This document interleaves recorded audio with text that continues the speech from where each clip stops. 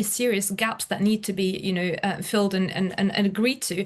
Let me, summarize them into four main gaps. The first one has to do with opening the Strait of Hormuz, long-term, medium, and long-term. What does that actually mean? The Americans seem to say that, maritime navigation will go back to its pre-war levels, that we're talking about completely free navigation across the strait. The Iranians seem to have a different interpretation. I mean, the Iranians have used language like, Iranian arrangements or in Iranian coordination for ships and different nations trying to, send their ships through the strait. This is an important distinction, a massive gap. And if the Iranians were allowed to impose, say, tolls or, negotiate or speak or coordinate with Iranian authorities before ships can cross, that would be a very serious precedent, across the world. I mean, we have a number of these important straits across the world, and that would be a very dangerous precedent. That's one. Second gap has to do with the very high level, highly enriched uranium stockpiles. What is going to happen to that? I mean, the Americans seem to say that the Iranians are sort of, are open to destroying this stockpile. How does that happen? Do the Iranians actually agree on destroying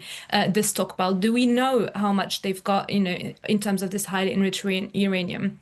The third gap has to do, obviously, with the sequencing. The Iranians today, in their various state-affiliated media, seem to say that there's not going to be an agreement until the Americans,